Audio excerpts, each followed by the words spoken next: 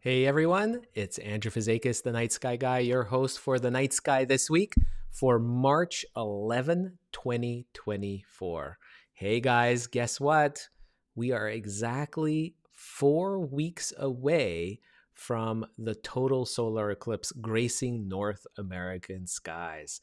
This is the big event, at least for us here in the continent, in both Canada and the United States and Mexico. We're really excited about this beautiful celestial event, probably one of the most dramatic of all celestial events, arguably, that one can see with the own eyes without a telescope or binoculars.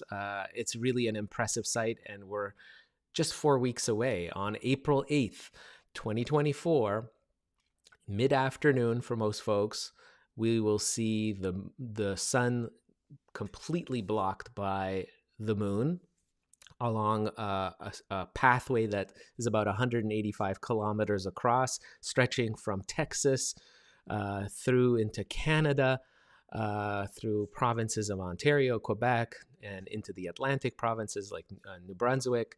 We will all see this beautiful event play out. And of course, most of the continent itself will see a partial eclipse of the sun. So really excited about that. I know I'm planning on a lot for the solar eclipse. I'm getting ready for it. I'm planning on doing a live stream. Hopefully, if skies cooperate, I'll be able to do a live stream showing some of that beautiful event for all of you guys. Wherever you are around the world, you can join me on a eclipse party, and I've got lots of friends online also doing live streaming, and I'll be sharing all of that information on my website, thenightskyguy.com, and of course on my social platforms, whether it's Facebook, YouTube, Twitch, or wherever you're watching. Look out for some information there. I've also got, of course, I'm also little plug, shameless plug. I've got eclipse glasses still for sale. There's a lot of controversy out there, by the way, regarding authenticity, safety with these glasses. And this is for good reason, because, of course, looking at the partial eclipse of the sun, while it's not completely blocked, you want to see that entire event, you need to have a safe way of doing that so you don't damage your eyes. Never look into the sun with binoculars, telescopes, or just with the unaided eye. Just looking into the sun can cause a lot of problems and can cause permanent eye damage. So having a safe way like these eyeglasses, solar filter glasses is a great way, but knowing that they're safe is important. I put a very good article that was a press release that was actually put out by the American Astronomical Society today, Monday, March 11th, about this concern. There's a flood in the market of eclipse glasses, and you just don't know where they're from. And, they can create fake ones as well, even with the ISO numbers. You might have heard a lot about the ISO numbers. I don't know if I can actually get that there. You can see all the information that's on there. Even that can be faked. Now, what's interesting is that these glasses that I have, you can rest assured, are absolutely safe. I have purchased them directly from the leading United States manufacturer, one of them called Rainbow Symphony, and I've been dealing with them, and many major astronomical organizations deal with them, and they're one of the top of the line producers of these. Totally safe. I've purchased them myself, and so you can rest assured they meet all safety requirements. Anyway, I've got an article about knowing the safety of eclipse glasses. If you have some already and you're worried, I've got the article on my website, thenightskyguy.com. So check that out. That I think is an important thing to keep in mind. But if you are looking to purchase, I can guarantee you, at least from my perspective, the ones that I'm selling are safe. They're all safe. My friends and family, colleagues have been using these. They're really a great source. Let me see if we can go. There you go. Eclipse Shades, and it's by Rainbow Symphony. You can see and hear also all kinds of information about it on the glasses itself, and I have purchased them directly from them. So I can guarantee you these are absolutely authentic and safe. So anyway, that's a plug. I'll put a link in the comments about that if you're interested about reading more about that. But really, I want to share something really cool this week. There's been a lot of buzz and people have been asking me about this Comet Pons-Brooks.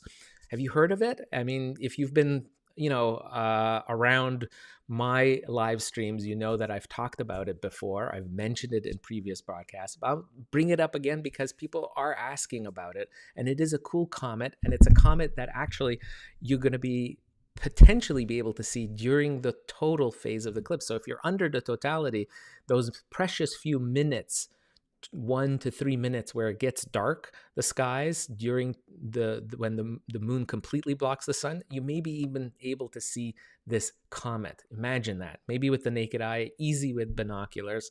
So that's something that I'll be talking about and putting sky charts up for. So I don't want you guys to miss that. So stay tuned for that. But let's head on over to the planetarium software. This is, I'm using Sky Safari Pro from my friends at Simulation Curriculum, a great software. And this is the sky as it will appear this week.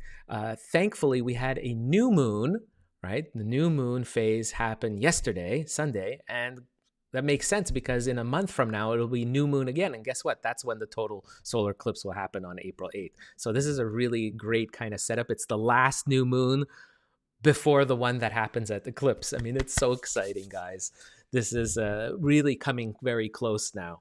So the eclipse is. But here's the setup of the sky. You can see there's the moon is right very close to the horizon there because, of course, it's was just new moon, and it's a really ultra thin little crescent that's in the sky after sun sets. That's when we're actually looking. You can see here I've got at 7:40 or 7:39 there it says, but basically close to 8 o'clock. And then that's March 11th. You can see that. Oh, just keep your eye on the date and time and you'll know what we're talking about. Mercury is very challenging to see a planet close to the horizon, maybe too challenging, as is the moon, I think, today on Monday. But then if we widen our field of view, you'll see that Jupiter is very, very bright. It'll be the brightest star-like object in the western sky as soon as sun sets. So keep your eye on that.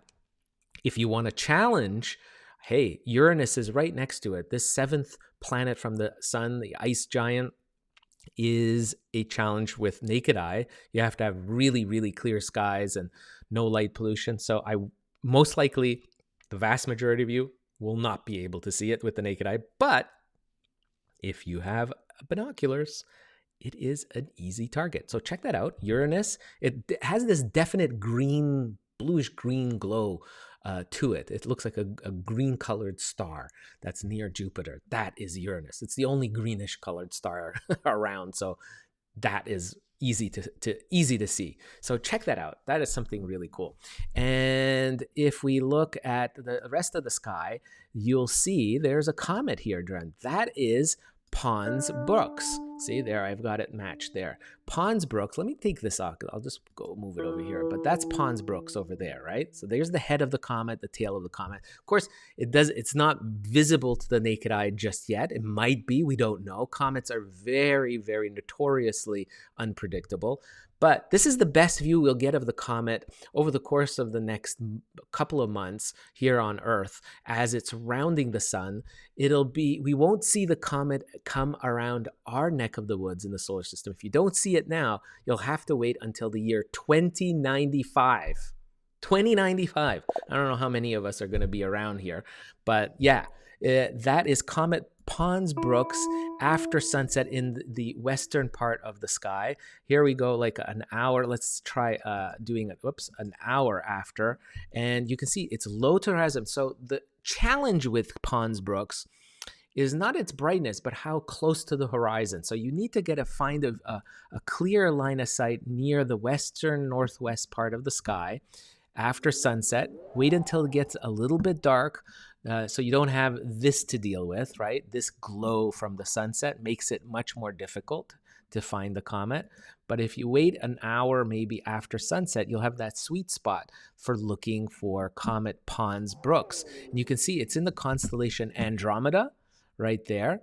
And one of the cool things with Pons-Brooks is that it's close to the Andromeda galaxy. How cool is that?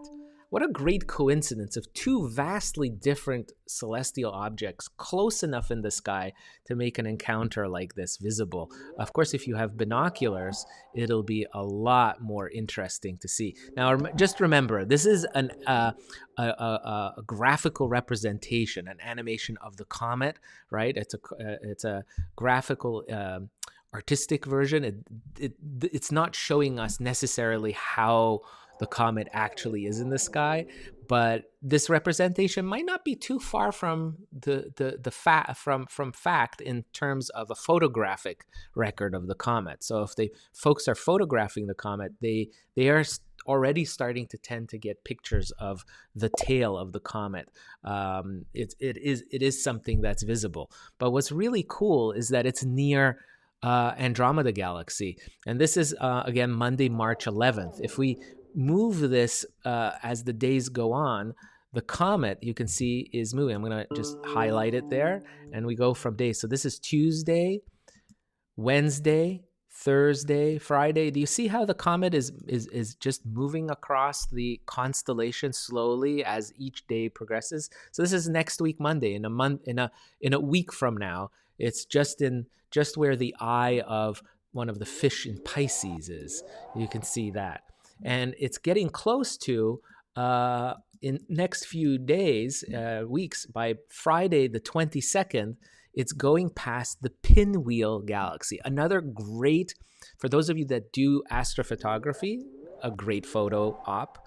No question there. Look at that. So there's the spiral galaxy of the Pinwheel galaxy, which is something like 8 million light years away. And then you have the comet passing by, and the comet will be about 242 million kilometers away. Just incredible to see that, this is, we're measuring it in hundreds of millions of kilometers while we're measuring the Pinwheel galaxy in millions of light years. It's just amazing, the vast difference, a totally different objects. And remember, the galaxy is a collection of millions of stars huddled together in a spiral formation. You can see that. There you go. It's also known as Messier M33. It's a beautiful galaxy. If we take a look at what it looks like through a photograph, look at that. Isn't that gorgeous? You can see the pinwheel shape here. Even a nebula is visible here. You can see the nebula here and the pinwheel shape. All of these bunches, what look like clouds, are collections of millions of stars just huddled together. Because it's so far away, we only see them as faint clouds. It's really impressive. It makes you wonder, doesn't it? It's hard to wrap our brain around that. So let me see if I can just get out of this. There we go. And so back here on the view of the sky, So that's where it will be on. Remember, this is Friday, the 22nd of March. So I'm just giving you a preview in advance. I'll come back to it again in a future show, but I wanted you to see that the comet is moving across the sky from day to day. And you can see as we're going to the end of March, you can see it's in Aries, the Ram, very close to a very bright star. By the 31st of March, it's next to the brightest star, Hamel, in the constellation Aries, the Ram. This is Comet Pons-Brooks that we're watching. Comet Pons-Brooks, this bright comet that is putting on a show for us in the evening skies. It's really, really neat. And then, of course, we're approaching the 8th of April. And by the 8th of April, look, you're very close to Jupiter and Uranus. Fantastic stuff. I'm looking at comments here. Guys, put down where you're watching from. I'd love to see it. We've got hello from Greece, Jenny from Oregon, hello. Whittle from the mountains of North Carolina, very, very nice. Nancy Marie from Cape Town, South Africa, beautiful. You got beautiful skies there, that's for sure. Matt from Oxford, UK is here with us. So great of seeing everybody here. It's wonderful. Thank you for joining. Put in comments where you're watching from. I love to see my friends. Joyce from New Brunswick, Canada is joining us. We've got Margaret from Eastern Ontario. Hey, we've got everyone here. And Tina from California. So nice of you guys to join the live stream today, talking about what we can see in the skies coming up. And so here we have on Monday, April 8th, right? This is when the eclipse is happening. So if I just sort of switch this to hours and go during the day when the eclipse is happening, which is around 3 o'clock, 3:30 my time here. Let me just go for, let me see this and put it like really nice and where it darkens the sky. There we are. And what you'll be able to see is this view. I think it's fantastic. I'm going to just zoom out so you see everything. Look at that. So this is really special that you can do actually stargazing during the height of the total solar eclipse. I'm giving you a taste of things. Now we'll come back to this. Don't worry. I'll put a sky chart on this and all of that. And a nice article about this I'll write up. But look, you can see Mars, Saturn, Venus, the moon in front of the sun, of course, Jupiter, and next to Jupiter is the comet Pons-Brooks, and then the star Sirius way out here. Can you imagine being able to see all this? When it darkens, if you're in the path of totality, these are things you should be able to make out, even potentially with the naked eye. Nothing more than that. Isn't that incredible? It might be dark enough to see these objects. So some great stargazing, sky watching opportunities at the height of totality on April 8th. How special is this? You get these jewels popping in, not just the totality, which is incredible, the eclipse itself, but all these little treasures that are popping into view because the skies darken enough during those moments of totality. Something you can see without your eclipse glasses safely with the naked eye during those precious 1 to 3 minutes of darkness. So something really cool for us to look out for in the coming month on April 8th. That's what the view will be. Some really cool stuff. We'll talk more about that soon. And then finally, I want to talk about, that's the comet there. So you'll be able to see Pons-Brooks in the evening within an hour after your sunset is the best time, looking towards the northwest skies, low in the horizon. I'm going to put a sky chart on this, so don't worry, so you know where to sweep with your binoculars. And that's what you'll need to really find it first. And try to take photos with your smartphone as well. It'll be really cool to do that. So, of course, again, big highlight is because the moon is not in the skies for us to really contend with much early this week. Check out Orion. Orion, again, I posted a sky chart yesterday on Sunday about Orion and its friends. There's so many amazing stellar friends to look at. Check that out. It's I posted it yesterday on Facebook and Twitter or X. Something really, really fun to see is that group. I'll post it also on YouTube for those of you who are on YouTube as a post, so you can check that out, that sky chart out yourself. And if we move in this week, later this week, this is the 12th of March. Look at the little moon. I want you to notice that there is the moon. That's the 12th of March. That is the 13th of March. And the 13th March special, mark that on your calendar. That's Wednesday night. This Wednesday night, the moon, the crescent moon, will be joining Jupiter. Just a gorgeous pairing. This is going to be visible to the naked eye. Don't need binoculars and telescopes to see this beautiful grouping. Check this out with the naked eye. Of course, if you have binoculars, it'll be really cool. You'll see something like this in binoculars, the two. If I just zoom in like that, that is pretty much what you would see through a pair of binoculars. Isn't that gorgeous? You'll be able to see, even, you see that it says Callisto there? That is one of the moons of Jupiter. So you may be able to see some of the moons if you hold your binoculars steady enough. But look at that crescent moon and Jupiter. A beautiful pairing. It'll be a great photo op. If you have your smartphone, take a photo of that with the landscape below. I'd love to see it. Share it on my timeline. Again, Wednesday evening, just after sunset. Take a look for this beautiful pairing, and share it also with a hashtag. I'm going to ask you guys, share if you can, show some love by sharing it with the hashtag Beauty Without Borders or One People, One Sky. That's with my friends at Astronomers Without Borders, who are doing a Beauty Without Borders campaign. It's kind of talking about how we all share the same sky around the world. And this really showcases that, because we'll all be able to see this on Wednesday. If you have clear skies on Wednesday evening, the 13th of March, do take a photograph on your social media and just use the hashtag One People, One Sky or Beauty Without Borders. I'm going to put that into the chat after the show, so you don't forget those hashtags. When you take a photograph, share it on your social, and that way we can all see what you've done. It'd be interesting. And put it on my timeline. I'd love to see it too. So that is something to see on Wednesday. And then look, the moon will pair up. The moon's not done yet, folks. Look at that. The moon is also going to pair up with the Pleiades star cluster on the 14th at 9 p.m., 10 p.m., all night long. The moon, the crescent moon, will be next to this beautiful cluster of stars that's 444 light years away, also known as the Seven Sisters. You can see that with the naked eye. This pairing will be visible to nothing more than just your eyes, folks.